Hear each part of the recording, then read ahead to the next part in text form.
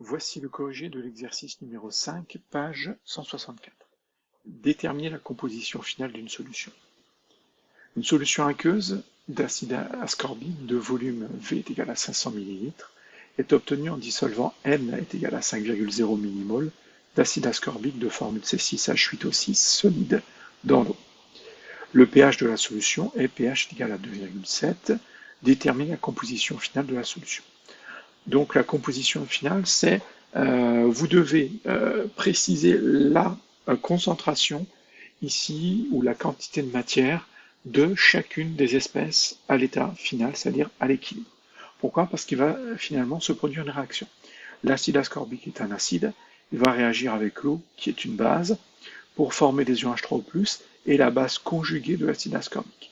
La base conjuguée, c'est cette espèce chimique moins un hydrogène avec une charge négative. Donc ça va être C6H7O6-. Donc la première des choses, c'est de dire l'eau est le solvant donc en excès. Donc là, je n'ai pas besoin de m'amuser à calculer sa concentration. J'ai donné l'information concernant l'eau à l'état final. Ensuite, je vais écrire le tableau d'avancement pour repérer déjà, pour avoir l'équation de la réaction. C6H8O6, c'est l'acide ascorbique, plus de l'eau, donne C6H7O6-, c'est la base conjuguée d'acide ascorbique, plus H3O+. Donc il faudra déterminer la concentration des 4 espèces ici. Sauf l'eau, on a dit que c'était en excès, c'est fait, c'est noté. Donc il me reste, je vais moi calculer des concentrations, c'est mieux en solution, mais les quantités de matière auraient pu suffire.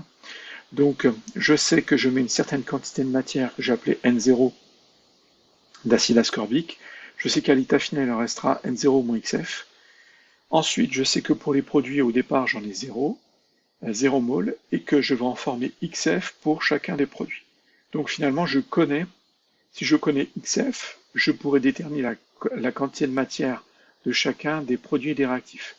Pour l'acide ascorbique, ça va être N0 moins XF, ce que j'ai au départ moins XF, et ce qui s'est formé en produit, c'est XF à chaque fois en quantité de matière. Donc finalement, comment je passe à la concentration? C'est N0 moins XF divisé par le volume pour la concentration à l'état final de l'acide ascorbique. C'est XF divisé par le volume pour sa base conjuguée, et XF divisé par le volume pour les ions oxonium H3O+. Le problème, c'est que je ne connais pas XF.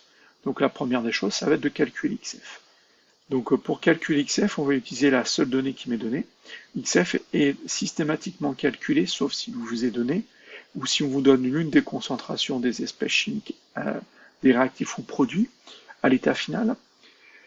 Sinon, on va vous donner une mesure réalisée sur la solution. Ici, on me donne le pH. Donc connaissant le pH, je vais pouvoir calculer la concentration en ion H3O+, parce que pH est égal à moins log de la concentration de H3O+, sur C0. La concentration de H3O+ à l'équilibre sur C0. Donc la concentration de H3O+ à l'équilibre, c'est C0 fois 10 puissance moins pH. Donc à nouveau aussi, cette transformation mathématique, ça va un peu trop vite. Regardez des exercices dans le chapitre sur les transformations acido-basiques, vous aurez le détail de ces transformations.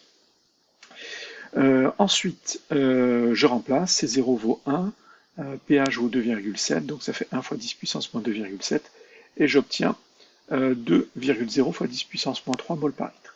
Donc ça, c'est la concentration en ion H3+. Donc finalement, là, j'ai déjà calculé la concentration de cette espèce chimique. Maintenant, je vais en déduire XF, et pour pouvoir calculer les autres concentrations. Donc la concentration de H3O+ à l'équilibre, c'est la quantité de matière d'H3O+ à l'équilibre au final divisé par le volume, et c'est donc XF divisé par le volume, parce que c'est la quantité de matière du H3O+ à l'état final, c'est bien XF. Donc XF sera égal à la concentration du H3O+ à l'équilibre multiplié par le volume.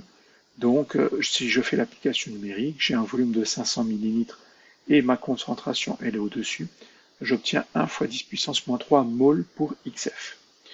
Donc si je veux maintenant calculer deux autres concentrations, alors celle-ci, je me suis bien embêté, elle était connue. Finalement, si les quantités de matière à l'état final de ces deux espèces chimiques sont XF, donc égales, alors leurs concentrations seront égales. Donc il n'y a pas de souci. C'est ce que je mets ici, la concentration des ions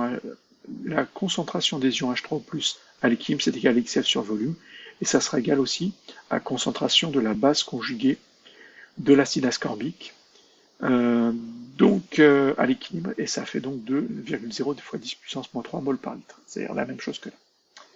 Et pour calculer la concentration finale d'acide ascorbique, ou à l'équilibre, c'est N0, donc ce que j'avais au départ, moins, donc les 5 millimoles que j'avais au départ, moins XF divisé par le volume. Donc c'est ce que je vous mets ici. Alors là, je suis désolé, il doit y avoir le logo de la vidéo dessus. Donc c'est, et attention, là c'est acide ascorbique, hein, c'est C6H8O6 et il n'y a pas le moins. À l'équilibre est égal à N0 moins XF sur le volume. N0 c'est 5 10 moins 3. XF c'est 1 10 moins 3, donc 5 10 moins 3 moins 1 10 moins 3, ça fait 4 10 moins 3, divisé par le volume 510 moins 3, c'est-à-dire divisé par 2, multiplié par 2, donc ça fait 4 10 moins 3, multiplié par 2, ça fait 8 10 moins 3, mol, voilà, donc, hop, c'est une concentration qui est en mol par litre. Je vais corriger ces deux erreurs. Donc voilà, j'ai bien remodifié ces C6H8O6 à l'équilibre, donc l'acide ascorbique, et l'unité des moles par litre, vu qu'on a une concentration.